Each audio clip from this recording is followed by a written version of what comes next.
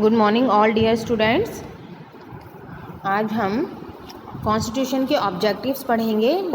Last class में हमने working of the constituent assembly पढ़े थे, यानी संविधान सभा के जो कार्य थे कि संविधान सभा में कितने मेंबर्स होते हैं और कौन कौन क्या क्या कार्य करते हैं, और उसमें कौन प्रेसिडेंट है असेंबली के, और इसमें और कौन ड्राफ्टिंग कमेटी के चेयरमैन है। तो अब हम ऑब्जेक्टिव्स पढ़ेंगे। ऑब्जेक्टिव का मतलब है कि इसके क्या गोल्स हैं, इसके क्या लक्ष्य हैं हमारे संविधान के, कि ये जो संविधान है उसमें क्या क्या इंक्लूड है।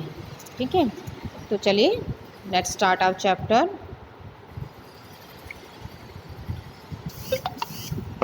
The Constitution of Independent India was framed in the background of about 200 years of colonial rule। हमारा जो कॉन्स्टिट्यूशन था वो किस बैकग्राउंड में फ्रेम हुआ? आप सबको पता है कि जो हमारा देश है वो 200 वर्षों तक कॉलोनी रहा यानी गुलाम रहा। किसका? ब्रिटिशों का। तो इसी बैकग्राउंड में हमारा जो संविधान है वो बनाया गया, और ए मास बेस्ड फ्रीडम स्ट्रगल, एक जन संघर्ष, एक बहुत ही बड़ा जन संघर्ष जो हमारे स्वतंत्रता संग्राम में लोगों ने किया, उसके बेस पर नेशनल मूवमेंट है ना, राष्ट्रीय आंदोलन, पार्टीशन ऑफ द कंट्री, देश का विभाजन, और इसमें जो कम्युनल वायलेंस था, जो सामुदायिक सांप्रदायिकता जो छिड़ी हुई थी, उसी के आधार पर हमारा ये संविधान बनाया गया। कहने का क्या मतलब है कि इन सभी परिस्थितियों को देखकर, इन सभी सिचुएशंस को देखकर हमने अपना कॉन्स्टिट्यूशन फ्रेम किया, हमारे लीडर्स ने। Therefore, the framers of the constitutions were concerned about the aspiration of the people, integrity and unity of the country and establishment of a democratic society। अब इसलिए क्या, जो हमारे फ्रेमर्स यानी संविधान निर्माता, संविधान को बनाने वाले, उनकी मेन जो कंसर्न यानी चिंता, कि संविधान के प्रति जो उनकी सबसे बड़ी चिंता वो थी कि जो लोग हैं उनके एस्पिरेशन है ना, उनकी अस्मिता को बनाए रखना, उनकी एकता, देश की एकता अखंडता को बनाए रखना, और देश में डेमोक्रेटिक यानी लोकतांत्रिक समाज का गठन करना। ये सारी उनकी चिंता थी कि किस तरह से हम देश में जो लोकतांत्रिक समाज को लेकर आएँ। Amongst the members there were some who had different ideological views. अब इनमें से कुछ मेंबर्स ऐसे भी थे जिनके अपने अलग आइडियोलॉजिकल व्यूज़ थे, यानी अपने अपने वैचारिक विचार थे, यानी आपस में मतभेद भी थे, कोई किसी को मानता था, कोई किसी को। तो there were other who were incline toward socialist principle. इनमें से कुछ ऐसे भी थे जो सामाजिक सिद्धांतों को नहीं मानते थे। Still other holding Gandhian thinking, कुछ ऐसे थे जो गांधीवादी विचारों से प्रभावित थे। But nothing could act as any kind of impediments in the progress of the assembly. लेकिन इनमें से कोई भी ऐसे हमारे फ्रेमर्स, लीडर्स नहीं थे, चाहे उनकी थिंकिंग अलग रही हो, लेकिन असेंबली के काम में उनके विचारों के प्रति कोई रुकावट नहीं आई। उनके ऐसे विचार नहीं थे कि भले ही मतभेद रहा हो, लेकिन असेंबली के काम में उन्होंने कोई रुकावट नहीं डाली।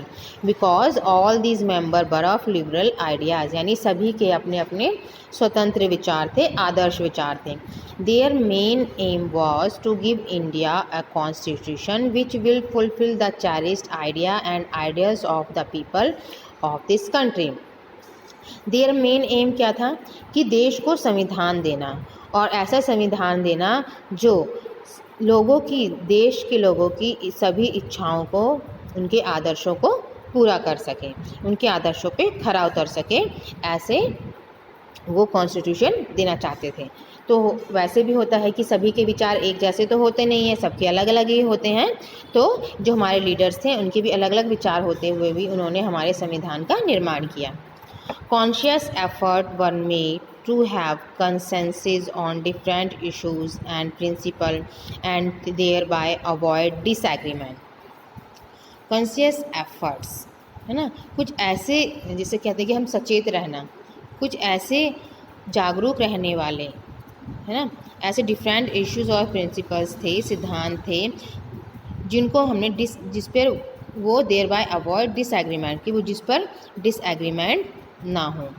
The conscience came in the form of objective resolution moved by Jawaharlal Nehru in the constitution assembly on December 17, 1946, which was almostly unanimously adopted on January 22, 1947।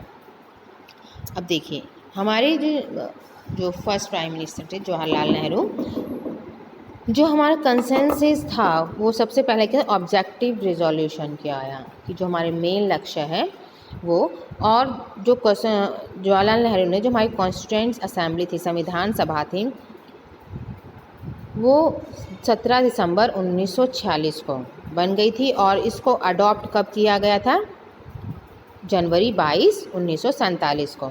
In the light of these objectives, the Assembly completed its task by November 26, 1949.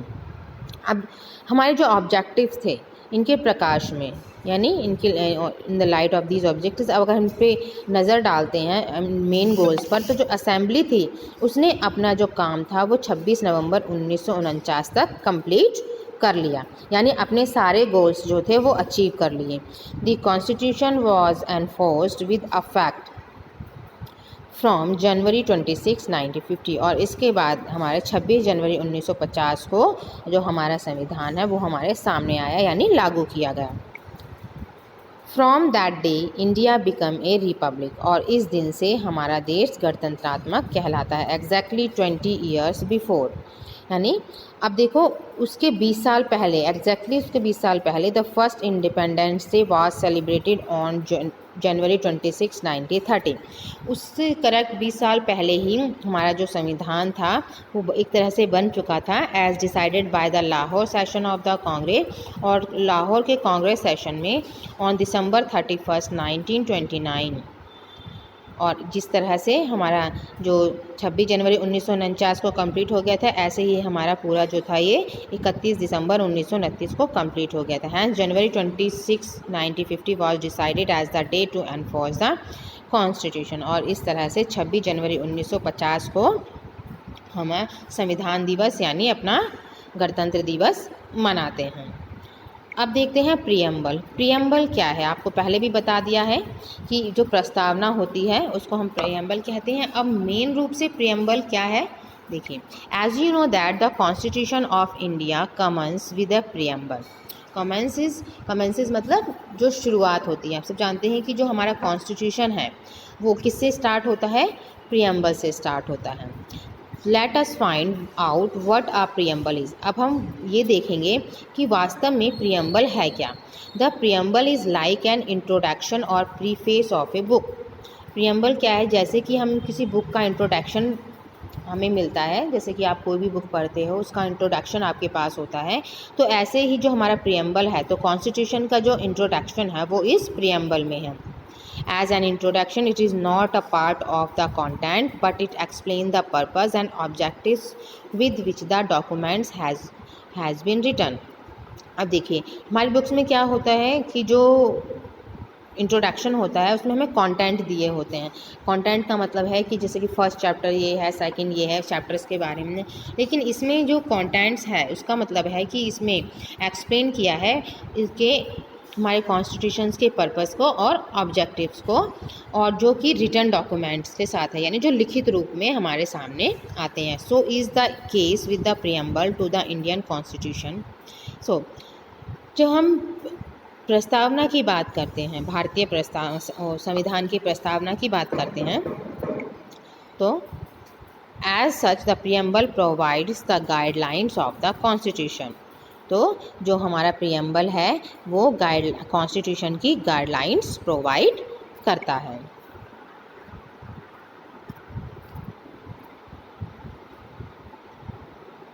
Okay students, तो आज इतना ही, बाकी हम कल की class में पढ़ेंगे। Goodbye everyone, thank you very much.